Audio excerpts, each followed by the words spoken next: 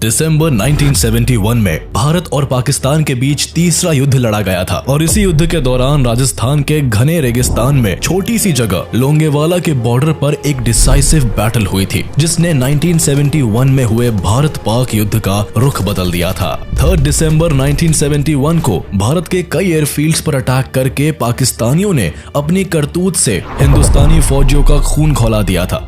और अगले दिन 4 दिसंबर 1971 को जब भारत ने इस अटैक के जवाब में पाकिस्तान के ऊपर वॉर डिक्लेयर किया, तब पाकिस्तान ने वेस्ट साइड से भारत की सीमा से लगे लोंगेवाला पर सरप्राइज अटैक कर दिया। उन्हें लगा था कि भारत ने ईस्टर्न फ्रंट पर लड़ने में अपनी सारी शक्ति लगा दी है, वहीं दूसरी तरफ ये लोग वेस्टर्न फ्रंट से लोंगेवाला पर हमला करके रामगढ़ और जैसलमेर पर कब्जा जमा लेंगे। पाकिस्तान का इरादा वेस्टर्न सेक्टर में राजस्थान के बड़े से बड़े इलाके को कब्जा करके ईस्ट पाकिस्तान में हुई नुकसान की भरपाई करना था और वॉर के बाद भारत के साथ नेगोशिएटिंग टेबल पर बार्गेनिंग करना। लेकिन उन्हें कहाँ पता था कि थार के मैदान में मेजर कुलदीप सिंह चांदपुरी अपनी पंजाब रेजिमेंट के साथ दुश्मनों को धूल चटाने को तैयार बैठे थे। अपने बटालियन के 120 जवानों के साथ सर पर कफन बांधे पाकिस्तान के 2 से 3 हजार फौजियों के सामने आ खड़े हुए और उन्हें ऐसा सबक सिखाया कि दुश्मन ने फिर इधर पलटकर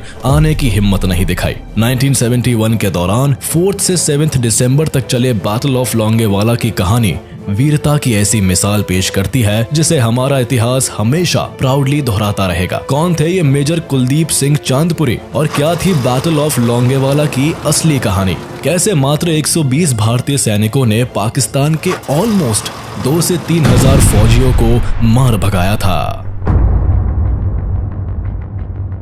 साल 1971 तक ईस्ट पाकिस्तान के अंदर चल रहे सिविल वॉर अपनी सारी लिमिट क्रॉस कर चुका था। पाकिस्तान की भेदभाव की पॉलिसी से परेशान होकर ईस्ट पाकिस्तान के लोग एक अलग देश बनाने की मांग पर अड़े थे।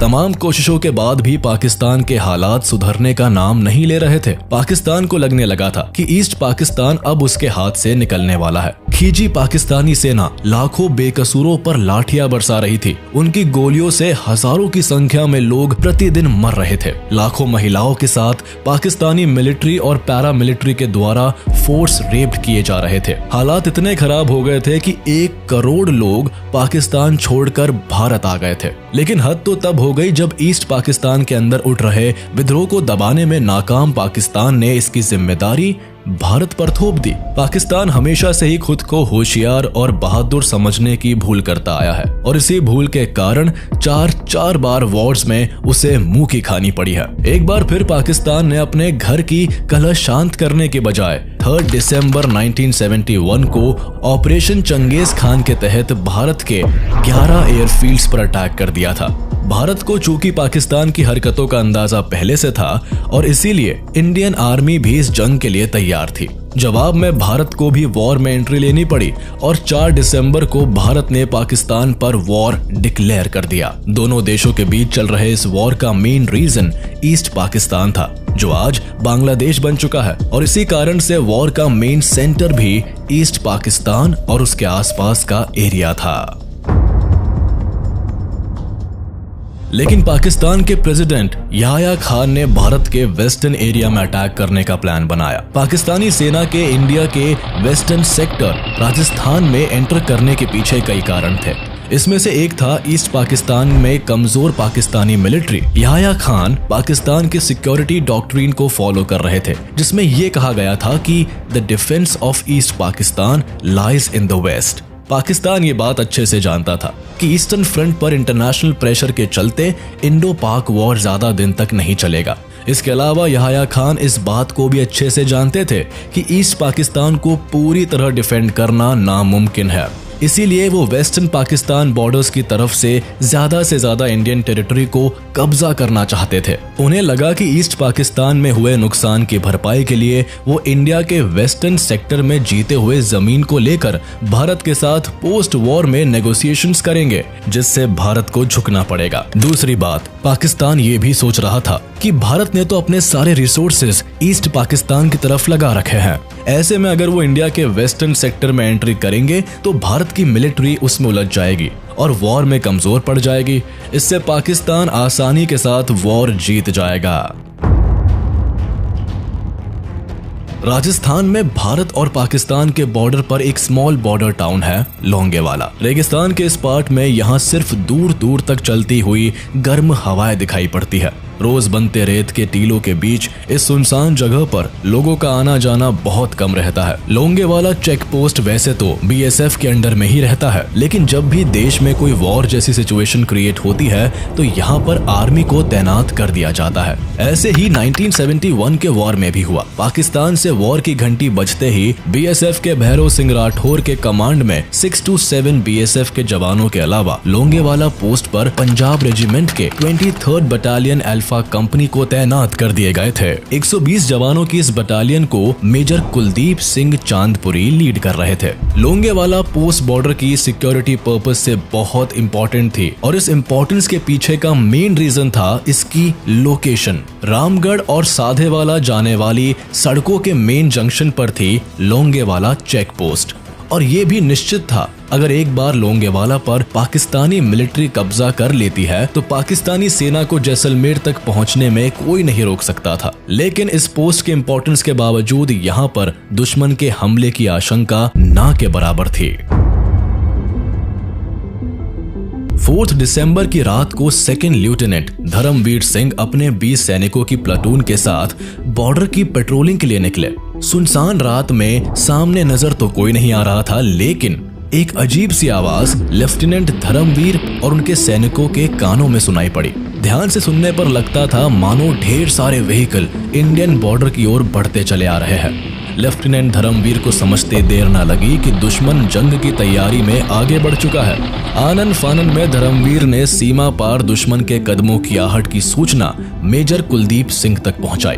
मेजर कुलदीप सिंह भली भांति जानते थे कि ये चेक पोस्ट पाकिस्तान की भारी भरकम सेना से लड़ने के लिए काफी नहीं है। उन्होंने तुरंत पाकिस्तानी सैनिकों के आने की सूचना आर्मी हेडक्वार्टर को दी। मेजर चांदपुरी की बटालियन के पास लिमिटेड वेपन्स थे। उनकी टीम के पास 2 medium machine gun, 2 81 mm motor और 4 shoulder fired anti tank rocket launcher थे। इसके अलावा उनकी टीम में कुछ लोग ऐसे भी थे जो बारूदी सुरंगें बिछा सके और दूसरी तरफ पाकिस्तानी सेना के पास लगभग 3000 जवानों वाली एक ब्रिगेड थी। 4 बटालियन से भरी हुई पाकिस्तान की मिलिट्री पूरी तरह से भारत के वेस्टर्न सेक्टर को डिस्ट्रॉय करने के लिए निकली थी। उनके पास T-59 एंड शर्मन टैंक्स की एक पूरी रेजिमेंट थी। जवानों को एक जगह से दूसरी जगह आने जाने के लिए mechanised vehicle, 2 German shepherd dogs भी दिए गए थे जो लैंडमाइंस को खोजने का काम करते थे।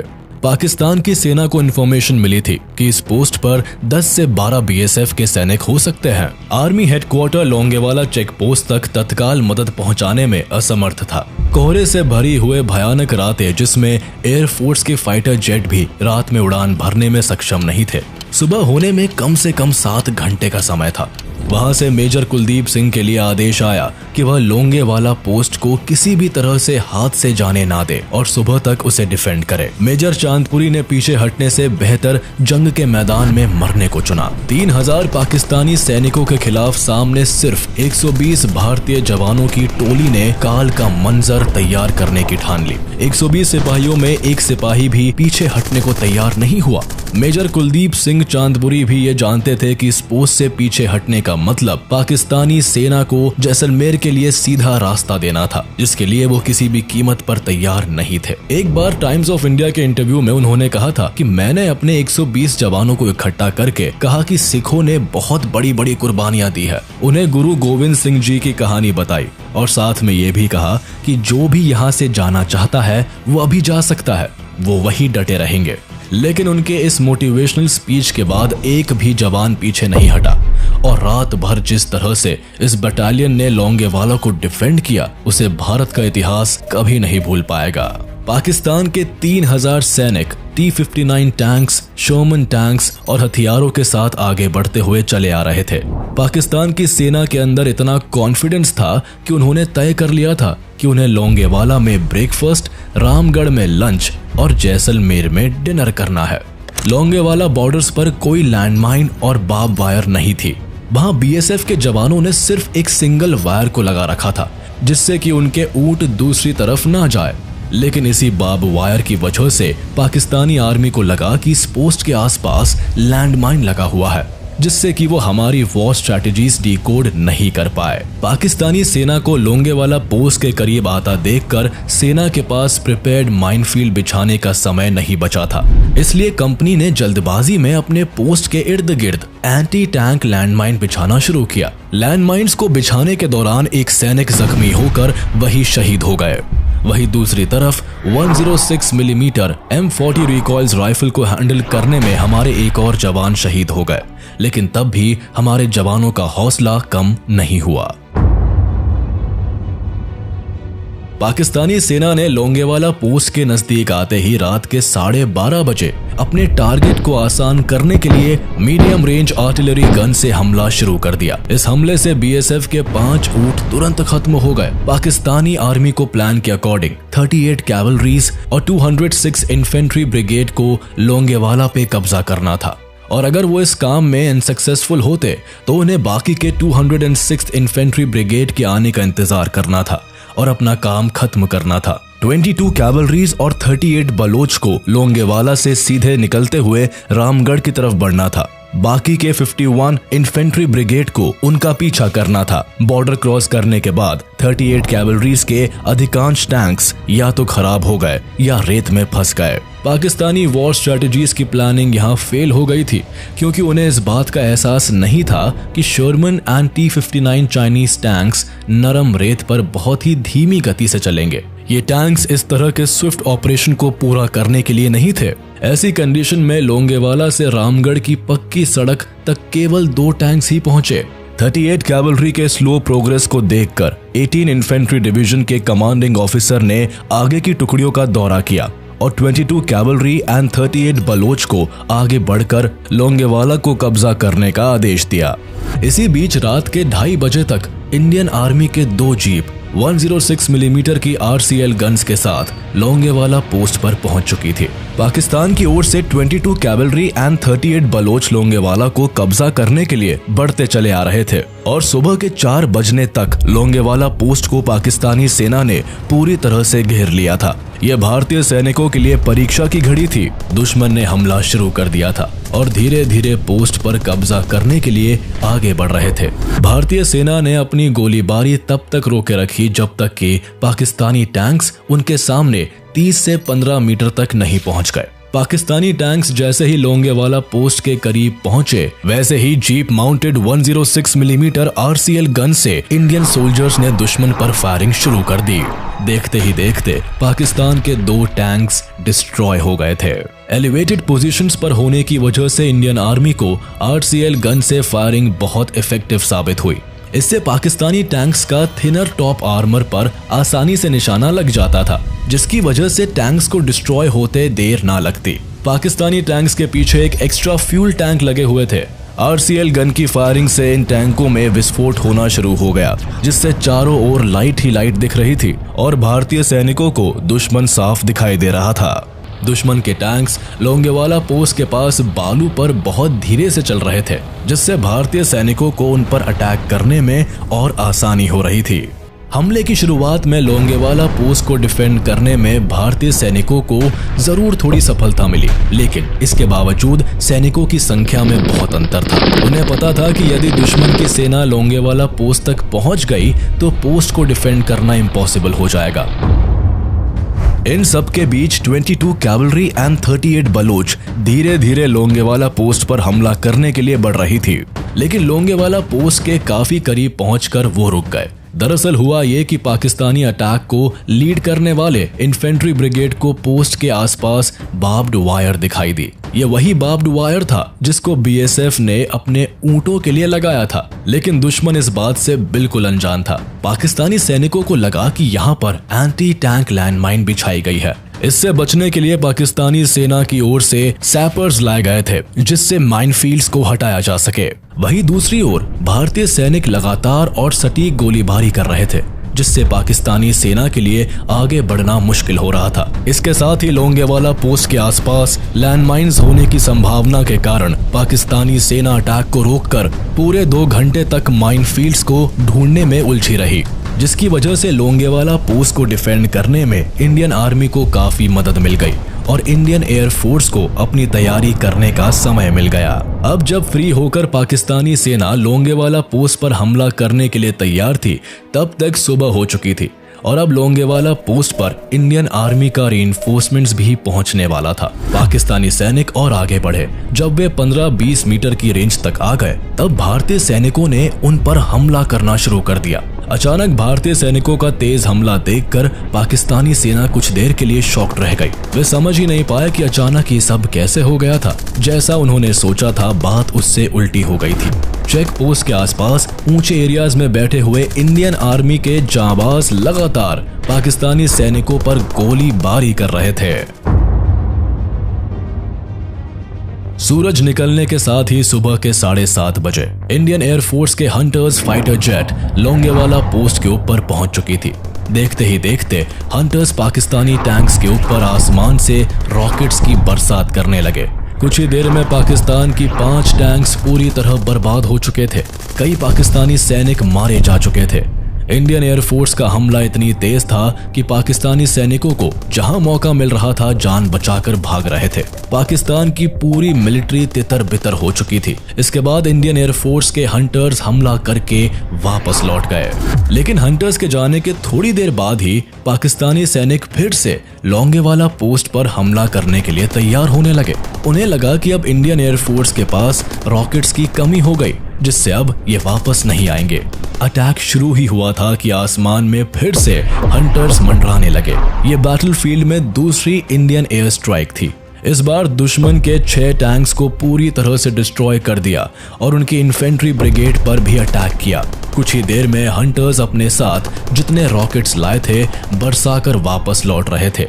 इंडियन एयरफोर्स के विमान फ्यूल और रॉकेट भरने के लिए जैसलमेर तक जाते, लेकिन पाकिस्तानी सेना समझने लगती कि अब ये वापस नहीं आएंगे। सुबह के 8 बजे तक इंडियन आर्मी के 12 infantry division of southern command के 20th लांसर्स के एक स्क्वाड्रन अपने AMX-13 टैंक्स और कुछ रशियन T-54 टैंक्स को लेकर लोंगेवाला पोस्ट पर पहुंच चुके थे। इस इन्फेंट्री को कमांड करने वाले कोई और नहीं बल्कि कर्नल बाबा गुरबचन सिंह थे। इसके अलावा 17th बटालियन राजपुताना राइफल्स भी लोंगेवाला पोस्ट पर पहुंच गए थे। अब पाकिस्तानियों के छक्के छुड़ाने के लिए भारतीय सैनिक अपने टैंक्स को लेकर तैयार बैठे थे।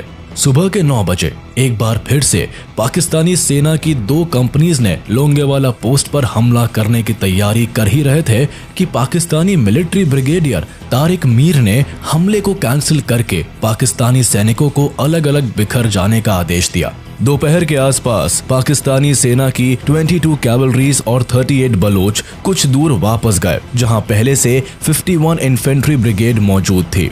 लेकिन इस दौरान भी हंटर्स ने दुश्मन पर हमला करना बंद नहीं किया। पाकिस्तानी सैनिक हंटर्स के आते ही दुबक जाते और फिर से हमले की तैयारी करने लगते। ऐसे में इंडियन हंटर्स पूरे दिन पाकिस्तानी सैनिकों को खदेड़ते रहे।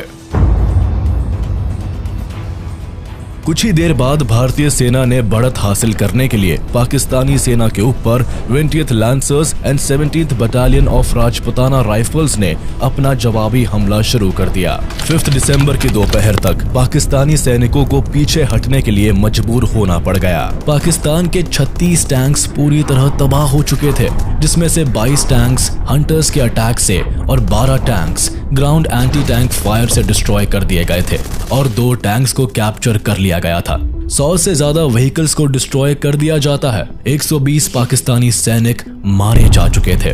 भारी तबाही के बाद भी पाकिस्तानी हेडक्वार्टर इस बात को मानने के लिए तैयार नहीं थे कि इतनी बड़ी संख्या में गए सैनिक कैसे आगे नहीं बढ़ पा रहे थे। अब पाकिस्तानी बटालियन को लीड कर रहे तारिक मीर को ऑर्डर दिया गया कि वह जैसलमेर और रामगढ़ जाने का प्लान कैंसिल करके पहले लोंगेवाला पोस्ट को कैप्चर कर ले। तारिक मीर ने वापस हेडक्वार्टर को बताया कि हमारी सेना लोंगेवाला तक पहुंचने के लिए भी काफी नहीं है, इसलिए आगे बढ़ना बहुत मुश्किल काम है। इसी रात पाकिस्तान की ओर से पाकिस्तानी पंजाब की 2 और बटालियंस लोंगेवाला बैटलफील्ड पर भेजी गई। रात में ही एक बार फिर पाकिस्तान की सेना ने वॉर का प्लान तैयार कर लिया। 6 दिसंबर 1971 की सुबह 3 बजे तारिक मीर को ऑर्डर दिया गया कि वो 22 कैवलरी की स्क्वाड्रन को फायर सपोर्ट दे, लेकिन तारिक मीर मामले को समझ चुका था। उसने आगे बढ़ने से साफ इनकार कर दिया और उन्होंने अपनी 51 ब्रिगेड की सेना को वापस ले जाने का मन बना लिया था। 6 दिसंबर को लगभग दोपहर में एक बार फिर से हेडक्वार्टर ने पाकिस्तान की पूरी बटालियन को वापस लोंगेवाला से जैसलमेर की ओर आगे बढ़ने का आदेश दिया, लेकिन शाम होते होते हेडक्वार्टर को भी रियलाइज हो गया था कि इस वॉर में पाकिस्तान पूरी तरीके से अपना कंट्रोल खो चुका है। इसलिए मजबूर होकर हेडक्वार्टर ने अपने लास्ट ऑर्डर में पूरी सेना को वापस बुला लिया। 7 दिसंबर से 11 दिसंबर के बीच पाकिस्तानी सेना धीरे धीरे करके बॉर्डर की तरफ बढ़ रही थी, लेकिन इस बीच भी इंडियन एयरफोर्स का कहर थमा नहीं था। जहां भी पाकिस्तानी सेना या टैंकर्स दिखते, एयरफोर्स के हंटर्स अपना अटैक शुरू कर देते और इस तरह पाकिस्तान लोंगेवाला का वॉर बुरी तरह हार गया था। इस लड़ाई में पाकिस्तान के 36 टैंक्स भारतीय सेना ने तबाह कर दिए थे। 200 से ज्यादा पाकिस्तानी सैनिक मारे गए थे। दरअसल पाकिस्तान की यह हार सिर्फ उनकी मिलिट्री की हार नहीं थी, बल्कि पाकिस्तान की इंटेलिजेंस एजेंसी की भी हार थी, जिसने ये अंदाजा लगाया था कि लोंगेवाला पोस्ट पर भारत किसी भी तरह से एयर स्ट्राइक नहीं कर सकता है। इन 3 दिनों में लोंगेवाला का मैदान धधक उठा था। चारों तरफ बस धुआं दिखाई दे रहा था। भारतीय जवानों के आगे पाकिस्तानी सेना समझ नहीं पा रही थी कि क्या हो रहा है। बिलबिलाए पाकिस्तानी सैनिक इधर उधर भाग रहे थे। ऐसा लगता था मानो वो इंडियन एयरफोर्स से अपनी जान की भीख मांग रहे हो।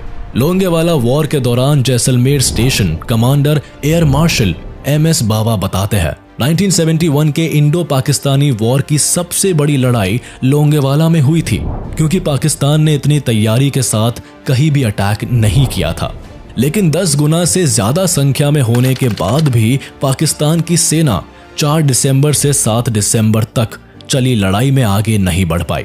भारत के जाबाजों ने दुश्मन को चेक पोस्ट के आगे एक कदम भी नहीं बढ़ने दिया था, उल्टा बॉर्डर के बाहर धकेल आए थे। यह सब पॉसिबल हुआ था मेजर कुलदीप सिंह चांदपुरी के बहादुरी भरी लीडरशिप से, जिनके एक फैसले से राजस्थान के जैसलमेर जैसे इलाके को खतरे से बचा लिया था। बाद में भारत सरकार द्वारा मेजर कुलदीप सिंह के इस साहसी फैसले के लिए महावीर चक्र से नवाजा गया। भारत के इस जीत के बाद ब्रिटेन के फील्ड मार्शल RM कार्वर ने लोंगेवाला का दौरा किया था और मेजर चांदपुरी से इस बारे में जानकारी ली थी कि आखिर कैसे 120 सैनिकों ने 3000 पाकिस्तानियों के दांत खट्टे कर दिए थे। 1997 में इसी बैटल ऑफ लोंगेवाला वॉर पर बॉलीवुड की फेमस मूवी बॉर्डर आई थी, जिसमें सनी देओल ने मेजर कुलदीप सिंह का रोल निभाया था।